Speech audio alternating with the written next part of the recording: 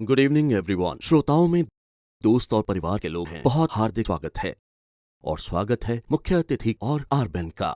मैं कल उनके ऑफिस में था उन्हें निमंत्रण देने के लिए, और उन्होंने इतने सवाल पूछे बिटकॉइन के बारे में, ये मेरे लिए हैरान कर देने वाला था। इनके सवालों के जवाब देते देते मैंने कल इन्हें पूरी की पूरी प्रेजेंटेशन ही दे दी। मैं उम्मीद करता हूं कि आप बोर ना हो। मुझे लगता है कि इस मुद्दे की शुरुआत इन शब्दों के साथ करनी चाहिए जो लिए गए हैं फिल्म दे दनादन से। क्या बात है, क्या चीज है पैसा, क्यों पैसा पैसा करती है, क्यों पैसे पे तू मरती है। मैंने ऐसी पंक्तियां इसलिए चुनी क्योंकि ये शब्द हमारी जिंदगी में पैसे की अहमियत को बखूबी बताते हैं। हम लोग हर दिन नई तकनीक से रूबरू होते हैं जो हमारा आचरण बदलती हैं, लेकिन कभी कभी हम लोग ऐसी चीजों के संपर्क में आते हैं जो सब कुछ बदल देती हैं। ये समाज के मूल ढांचे को ही बदल कर रख देती हैं।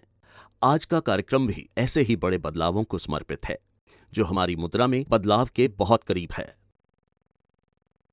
तो यहां बैठे सभी लोगों के लिए जानना क्यों जरूरी है कि ये बदलाव उन परिवर्तनों में से है जो बदलाव के पूर्वानुमान को भांपकर उससे फायदा ले पाएं। जैसे औद्योगिक क्रांति और तकनीकी क्रांति का पूर्वानुमान करने वालों ने फायदा उठाया, ठीक वैसे ही इस बदलाव में भी पूर्वानुमान की भविष्यवाणी से फायदा होगा, या कम से कम सबसे जरूरी और कठोर चीज पर अपना नियंत्रण रखें जो आपके पास है, आपके पैसे। तो चलिए सबसे पहले बात करते हैं, हमें पैसा यानी मुद्रा क्यों चाहिए। क्या हमें पैसा सिर्फ और सिर्फ एक चीज के लिए चाहिए ताकि हम अदला बदली की समस्या का हल ढूंढ पाएं? उस बिंदु से ज्यादा आपका पैसा और कुछ नहीं है, बल्कि एक तकनीकी समाधान है समाज की समस्या को हल करने के लिए। अगला विषय वो है, हम लोगों को पैसे की आवश्यकता क्यों पड़ती है। सच में क्यों? लगभग 11,000 साल पहले, मतलब कि 9000 बीसी में, समाज और लोगों ने सबसे पहले अपनी दिनचर्या में उपयोग होने वाली चीजों को पैसे के रूप में इस्तेमाल किया, जैसे ग्रेन और कैटल और यानी अनाज, या फिर बीड्स और सीशेल्स, मतलब कि मनके या सीप, जो भी प्रकृति में मौजूद है। जैसे आप पत्थर या मिट्टी का उपयोग नहीं करेंगे। दरअसल वो चीज आसानी से मिलने वाली नहीं होनी चाहिए, अनमोल भी होना चाहिए। लेकिन ऐसी मुद्रा को पैसे की तरह उपयोग करने पर उसकी लंबा चलने की क्षमता भी बहुत जरूरी है। जैसे अनाज खराब हो जाता है, गाय और बैल मर जाते हैं, और ऐसे में आपका पैसा तो गया। इतना ही नहीं, जब आपको गाय को एक स्थान से दूसरे स्थान पर ले जाना होगा तो भी आपको ये करना मुश्किल लगेगा, जबकि इसे तोड़ा भी नहीं जा सकता, यानी हिस्से भी नहीं किए जा सकते। जरा सोचिए, अगर आपके लोगों ने गाय को मुद्रा की तरह उपयोग करना शुरू कर दिया तो आप कैसे छोटी चीजें खरीदेंगे? ऐसे में आपको मुश्किल का पता चलेगा। और फिर 5000 साल पहले, मतलब 4000 बीसी के आसपास, अनमोल वस्तुओं का उपयोग शुरू हुआ।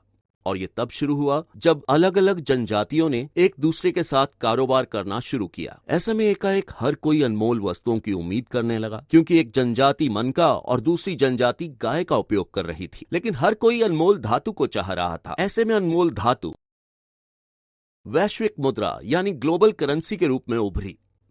और इसका कारण यह भी रहा कि अनमोल धातु पहले की मुद्रा से बेहतर थी, लंबी चल सकती थी, और इसे कहीं भी ले जाया जा सकता था। इसे पिघलाकर या तोड़कर कई हिस्सों में तब्दील किया जा सकता था, ताकि आप छोटे कारोबार के वक्त भी इस मुद्रा का उपयोग कर सको। फिर सिर्फ 1000 साल पहले कागज की मुद्रा का जन्म हुआ। दरअसल ये तब हुआ जिन लोगों के पास सोना था, और इन लोगों ने अपने पास रखे सोने को जमा करवाना शुरू कर दिया। इस अनमोल धातु को चोरी से बचाने के लिए जमा करवाना शुरू किया गया। ऐसे में सुनार बैंकर्स बन गए, और जो सोना आप जमा करवाते थे उसके बदले में वो आपको पर्ची देता था, जो आपके पास सबूत होता था कि आपने सुनार के पास सोना जमा करवाया है। तो कुछ ऐसे शुरू हुई कागज की मुद्रा की कहानी। और वक्त के साथ लोगों ने वक्त को बचाने के लिए सीधे हाथों हाथ सोने के कारोबार की जगह इन पर्चियों की अदला बदली शुरू कर दी। वास्तव में 1918 से पहले, यानी हम बात कर रहे हैं 100 से भी कम साल पहले की। मुझे यकीन है कि आप सब में से बहुत से लोग ये नहीं जानते होंगे कि सिर्फ अकेले यूएस में 5000 बैंक नोट्स मुद्रा चलन में थे। और अगर आप ध्यान से देखेंगे तो हर डॉलर को एक अलग बैंक ने जारी किया था, और आप सच में किसी भी मुद्रा को जारी किए गए बैंक में जाकर उसकी कीमत के हिसाब से सोने या चांदी के बदले में बदल सकते थे। जिस तरह की मुद्रा का उपयोग लोग 1918 से पहले कर रहे थे, उसे विशेषज्ञों ने गोल्ड स्टैंडर्ड का नाम दिया। लेकिन पिछले 100 सालों में कुछ हुआ। 100 सालों में एक देश के बाद दूसरे देश गोल्ड स्टैंडर्ड से बाहर आ गए और जो मुद्रा हम अब उपयोग करते हैं उसे विशेषज्ञों ने फिएट मनी का नाम दिया है। और अगर आप इसका मतलब देखोगे तो आपको जानकारी मिलेगी कि यह एक ऐसा शब्द है और सिर्फ एक कारण है जिसके चलते इसका मूल्य है, और वो है इसकी अधिकारिता, यानी किसी भी देश की सरकार ने इसे ये ताकत दी है और हम समाज का हिस्सा होते हुए इसे मानते हैं। तो कुल मिलाकर हम जिस मुद्रा का उपयोग करते हैं उसकी वास्तविक कीमत नहीं है, जिसकी है उसका हम उपयोग नहीं करते। और इस मुद्रा को अभी 100 साल से भी कम का वक्त हुआ है। तो चलिए अब देखते हैं कि जिसका हम प्रयोग कर रहे हैं उसमें मौजूदा दौर में बेहतरी का क्या मौका है। चलिए सबसे पहले बात करते हैं पोर्टेबिलिटी की, यानी जिसे आसानी से ले जाया जा सके एक स्थान से दूसरे स्थान पर। अब तक मुद्रा के आदान प्रदान के लिए किसी तीसरे की जरूरत नहीं पड़ी, लेकिन जब पिछले कुछ सालों में हम पैसे को इलेक्ट्रॉनिक नेटवर्क के माध्यम से यहां वहां भेजते हैं, और इलेक्ट्रॉनिक नेटवर्क में दिक्कत है क्योंकि पैसा हमारे सामने से नहीं जा रहा है, यानी हाथों हाथ नहीं जा रहा। ऐसे में हमें भरोसा करना पड़ रहा है किसी तीसरे पर, जैसे बैंक या क्रेडिट कार्ड कंपनी या क्लियरिंग हाउस, जिस पर हम दोनों को भरोसा है। मान लीजिए हम में से किसी का आपस में विवाद हो गया तो क्या होगा? या आप कह लो कि जिस मुद्रा का आदान प्रदान पिछले कुछ सालों में इलेक्ट्रॉनिक नेटवर्क के माध्यम से किया जा रहा है, ऐसे में इलेक्ट्रॉनिक नेटवर्क कंपनीज बहुत ज्यादा ताकतवर हो गई हैं और अब उनके पास ये अधिकार आ गया है कि वो किसी को भी बैंक का हिस्सा बनने से रोक सकती हैं। उदाहरण के तौर पर अगर आपके पास अच्छी क्रेडिट कार्ड रेटिंग नहीं है तो क्रेडिट कार्ड कंपनी आपको क्रेडिट कार्ड नहीं देगी, क्योंकि वो इतनी ताकतवर है और वो ये सब असल में कर सकते हैं। आपको इनकार कर सकते हैं नेटवर्क पर लेन देन करने के लिए। अब जरा सोचकर देखिए, ये मुद्रा के इतिहास में पहली बार हो रहा है कि बेशक ये आपका पैसा है, लेकिन इन इलेक्ट्रॉनिक नेटवर्क्स की इजाजत के बिना आप नहीं ले सकते। याद कीजिए, ऐसा कभी भी फिजिकल मनी में नहीं होता था। ठीक है, मुद्रा का लेन देन इलेक्ट्रॉनिक भी होना चाहिए ताकि आप फौरन इलेक्ट्रॉनिक नेटवर्क के जरिए लेन देन कर पाएं, लेकिन आपके पास ये अधिकार होना चाहिए कि आप अपने पैसे का इस्तेमाल वैसे कर पाएं जैसा आप चाहते हैं, और वो भी बिना अपनी जानकारी दिए, क्योंकि हम सब जानते हैं कि कई बार ये जानकारी गलत तरीके से भी इस्तेमाल की जाती है। दूसरी बात मैं करना चाहूंगा बढ़ती हुई वैश्विक नागरिकता पर। पूरी दुनिया में वैश्विक जानकारी फैल रही है, जैसे इंटरनेट, लेकिन हमारी मुद्रा आज भी बहुत ज्यादा देश की ही है। ये हमारे लिए बहुत आसान है कि देश में जो लोग हैं हम उनके साथ आसानी से लेन देन कर सकते हैं, लेकिन देश के बाहर नहीं। और अगर आप करते भी हैं, अगर आप उन कुछ चंद लोगों में से हैं जिनके पास इंटरनेशनल क्रेडिट कार्ड है या ओवरसीज बैंक अकाउंट है, तो भी उस लेन देन पर आपको टैक्स चुकाना होगा। ये एक तरह का शुल्क होगा जो ये सराफा बाजारी आपसे लेंगे, यानी कि एक्सचेंजर्स लेंगे, और ये 0.5% से लेकर कितना भी हो सकता है अगर आप बड़े व्यापारी हों। और वहीं अगर आप दुबई में काम करने वाले एक आम कर्मचारी हो और अपने घर हर महीने पैसा भेजना चाहते हो, तो यकीन मानिए इसमें सुधार की जरूरत है, खासकर इस बात को ध्यान में रखकर कि हम वैश्विक अर्थव्यवस्था में जी रहे हैं और पिछले साल हर दिन हमने 6 ट्रिलियन US का लेन देन किया है।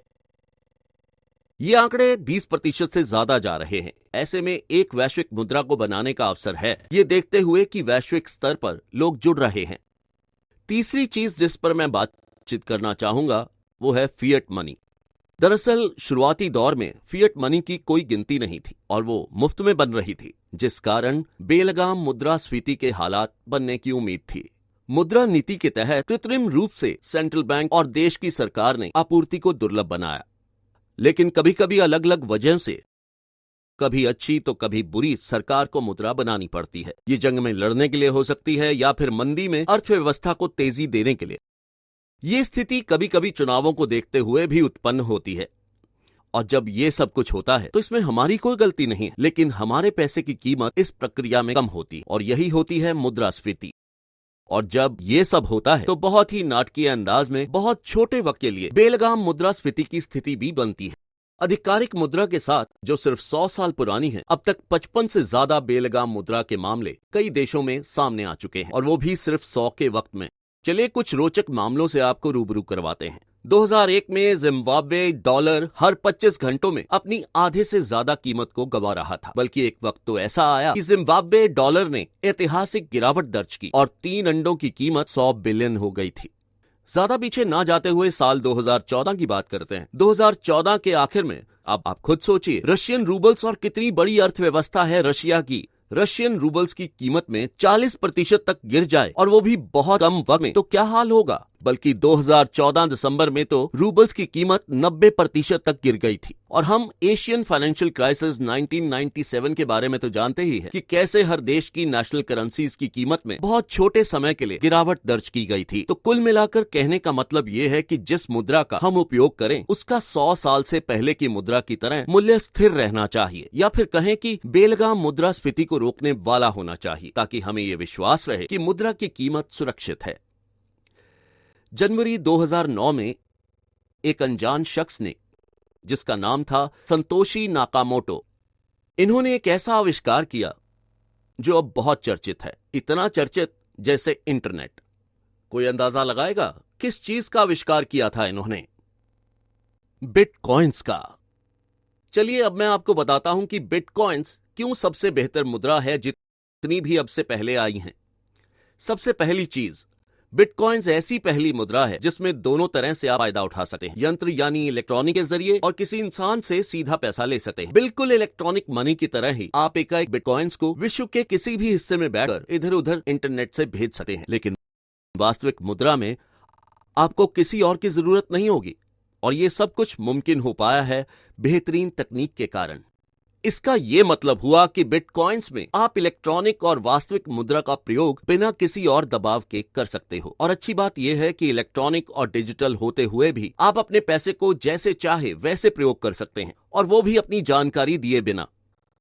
जिसका मतलब है कि भले ही ये आर्थिक रूप से व्यवहार्य हो सकता है, बैंकों को गांव तक पहुंचने के लिए गांवों में बैंक खोलने पड़ते हैं। अगर कोई गांव वाला बिटकॉइंस में खाता खोलता है या खोलना चाहता है, जिसे हम वॉलेट कहते हैं, तो उसे और कुछ नहीं, एक स्मार्टफोन चाहिए। और फिर बिटकॉइंस में कुछ पलों में ही खाता खोलकर उसके पास ताकत होगी इंटरनेशनल क्रेडिट कार्ड और विदेश में बैंक खाते की, जिससे अपने हाथों से वो किसी को भी कहीं भी पैसे भेज सकता है। सच में बिटकॉइन में वो काबिलियत है जिससे वो अग्रणी बन सकता है, और खासकर विकासशील देशों के लिए। दूसरी बात यह कि बिटकॉइन वैश्विक मुद्रा है। बिटकॉइंस तकनीक में भी बिल्कुल इंटरनेट की तरह है, जिसका मतलब यह हुआ कि बिटकॉइंस को ना तो कोई देश और ना ही कोई कंपनी चलाती है।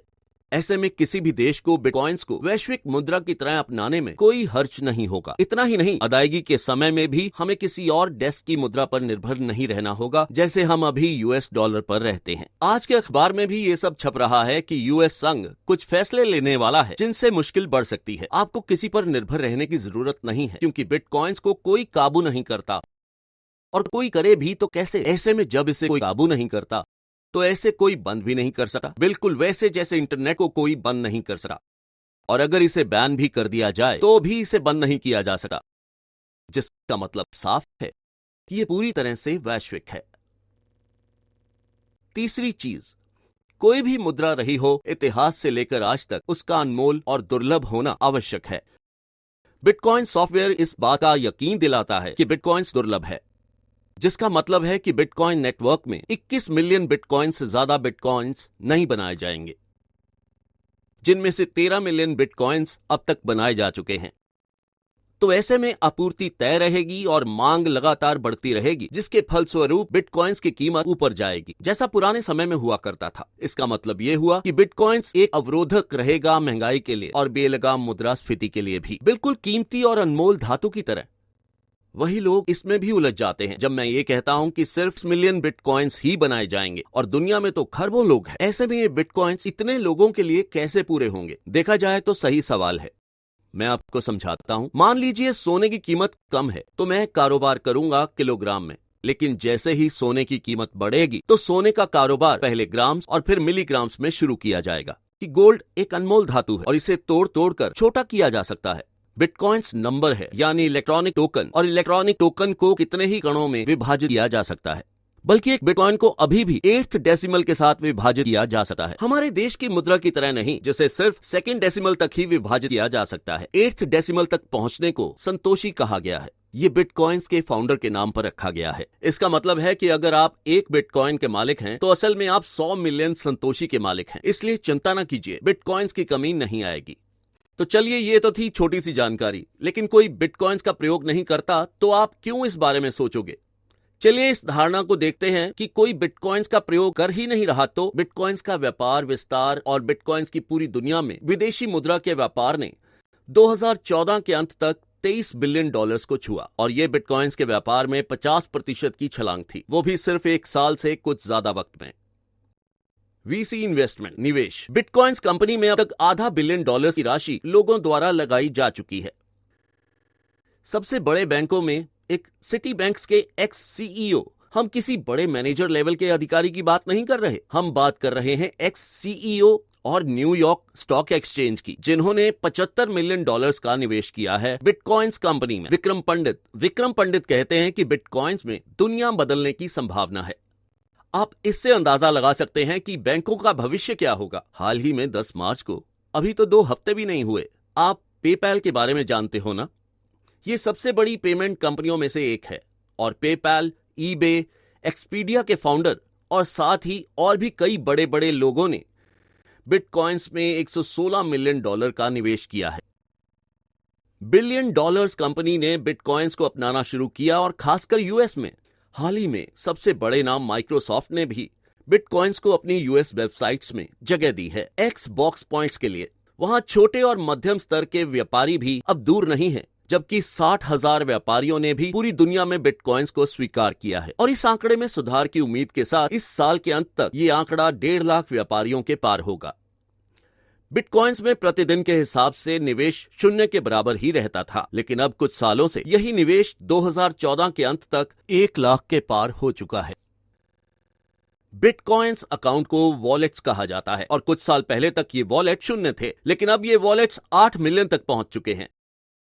जबकि बिटकॉइंस एटीएम्स भी पूरी दुनिया में आपको आसानी से मिल जाएंगे। बिटकॉइंस के एटीएम बिल्कुल और एटीएम की तरह ही है। आप वहां जाइए, बिटकॉइंस को अपने स्मार्टफोन से ट्रांसफर कीजिए और जिस देश में आप हैं वहां की मुद्रा लीजिए। इनकी कुल संख्या आखिरी जानकारी तक 300 है, बिल्कुल कानूनी है और बिटकॉइंस नियमित रूप से विश्वास करने के लिए कानूनन है। लेकिन ये मैं अगले सेलिब्रिटी स्पीकर निशित भाई के लिए छोड़ता हूं। इस मुद्दे पर वो आपसे रूबरू होंगे और लोग क्या कुछ सोचते हैं बिटकॉइंस के बारे में। भारत के फेडरल रिजर्व बैंक के चेयरमैन कहते हैं कि वर्चुअल करेंसी दीर्घकालिक वादा है, जबकि रिचर्ड ब्रैंसन ने इसकी तुलना की और कहा कि बोल्ड टेक्नोलॉजी है। गूगल के सीईओ एरिक श्मिड ने इसे अपूर्व उपलब्धि कहा। पेपैल के को फाउंडर पीटर थील ने बिटकॉइंस को अपने आप की पहली मुद्रा बताया है और कहा है कि बिटकॉइंस में दुनिया को बदलने की संभावना है। बिल गेट्स ने इसे टेक्नोलॉजी टूर डे फोर्स कहा और लियोन लू, जो नोबेल पीस प्राइज के लिए नॉमिनी रहे, उन्होंने कहा कि हर जानकार को बिटकॉइन के बारे में जानकारी होनी चाहिए, क्योंकि हो सकता है कि यह दुनिया का सबसे जरूरी विकास हो। तो चलिए, अब हम पहुंच चुके हैं बिटकॉइंस के सबसे रोचक पहलू पर, यानी इसकी कीमत पर। और यह है बिटकॉइंस की कीमत शुरू से लेकर अब तक।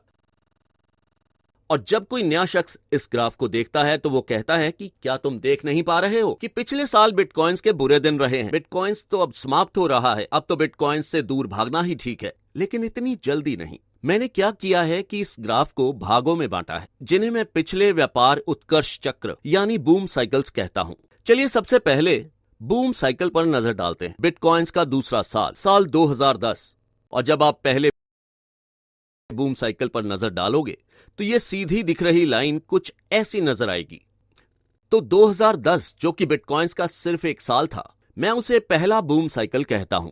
बिटकॉइंस की कीमत कुछ सेंट से 39 सेंट्स पर पहुंची और फिर यह कीमत गिरकर 19 सेंट्स पर आ गई। क्या आप यकीन करोगे कि जो लोग बिटकॉइंस के साथ जुड़े हुए थे, उन्होंने कहना शुरू कर दिया कि बिटकॉइंस खत्म हो रहा है, तो मैं दिख नहीं रहा। लेकिन मेरा जवाब पहले जैसा था, इतनी जल्दी नहीं, क्योंकि अगले साल बिटकॉइंस 19 सेंट से डॉलर तक पहुंचा और यह बिटकॉइंस का सिर्फ तीसरा साल था और बिटकॉइंस ने $28 तक की कीमत तक को छुआ। लेकिन एक बार फिर $2 तक की गिरावट दर्ज की गई। ऐसे में संशयवादियों को एक और मौका मिला फिर वही पुरानी बात कहने का कि बिटकॉइंस तो अब खत्म हो रहा है।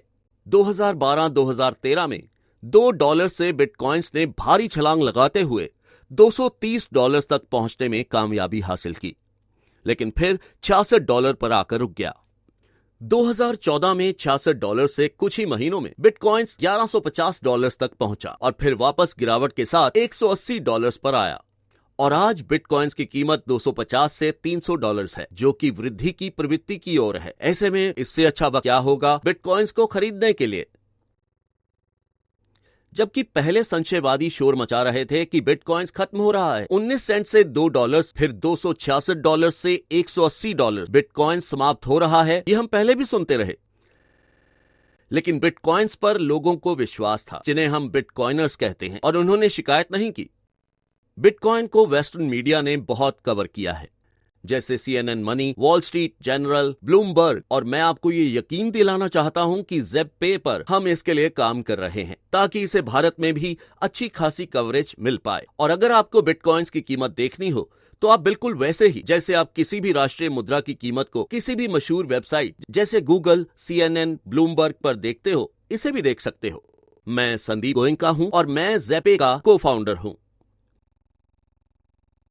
मुझे ये बताते हुए खुशी हो रही है कि ज़ेप-पे ने कई बिटकॉइन कंपनीज के कॉइन एजेंडा में जीत दर्ज की है। 2014 के इस कार्यक्रम में हिस्सा लेते हुए हमने जीत दर्ज की है, जो हमारे लिए हर्ष की बात है। बिटकॉइंस हर साल वेगास में एक बड़ा कार्यक्रम आयोजित करता है और यहां पर कई जानी मानी कंपनी इस कार्यक्रम में हिस्सा लेती हैं। तो अब आपके लिए यह जानना भी जरूरी है कि हम करते क्या हैं। हमने ज़ेप-पे नामक एक ऐप बनाई है जो नए बिटकॉइनर्स के उपयोग करने के लिए बेहद आसान है। वैसे तो आपके लिए बिटकॉइन सीखने का अवसर है, लेकिन अगर आप बिटकॉइन में नए हैं और बिटकॉइन को समझना चाहते हैं तो आप ज़ेप-पे ऐप को डाउनलोड करें और इस ऐप के जरिए आप बिटकॉइन खरीदने के साथ साथ उन्हें जमा भी कर सकते हैं। बिटकॉइंस आपके फोन नंबर से जुड़े रहते हैं। ऐसे में आपको अपने बिटकॉइन को गंवाने का डर नहीं रहेगा। जैसा कि आपने खबरों में सुना होगा कि कहीं से भी बैठकर बिटकॉइन को दुनिया के किसी भी कोने में भेजा या पाया जा सकता है। जैसे कि आप अपने भाई को या फिर परिवार को बिटकॉइन भेजना चाहते हैं तो आप इस ऐप के जरिए ये बड़ी आसानी से कर सकते हैं। और आज हम एक नई विशेषता इस ऐप में डालने जा रहे हैं। इस ऐप की मदद से आप फ्लिपकार्ट पर 10% की छूट के साथ खरीदारी कर सकते हैं और आपको 10% की छूट वाले वाउचर्स दिए जाएंगे और आप जब भी बिटकॉइंस का उपयोग करेंगे तो आप इन वाउचर्स की मदद से फ्लिपकार्ट पर हर चीज खरीद पाएंगे। इतना ही नहीं, परसों होने वाले फरहान अख्तर के शो की टिकट्स आपको 90% की छूट के साथ मिलेंगी, यानी कि 1000 रुपए की टिकट आपको सिर्फ 100 रुपए में मिलेगी अगर आप ज़ेप-पे का इस्तेमाल करेंगे इन टिकट्स को खरीदने के लिए। अच्छी खबर यही नहीं रुक रही। अगर आप इस ऐप को डाउनलोड करते हैं और promo code I love bitcoins डालते हैं तो आपको 50 रुपए के बिटकॉइंस मुफ्त दिए जाएंगे। इसलिए ज़ेप-पे पर नजर रखिए, लेकिन सबसे जरूरी है कि आप बिटकॉइंस पर नजर रखें। आप हमें फेसबुक पर फॉलो कर सकते हैं, facebook.com/ज़ेप-पे और ट्विटर @ज़ेप-पे। बहुत बहुत धन्यवाद, आपने वक्त दिया और अपनी दिलचस्पी दिखाई। शुक्रिया।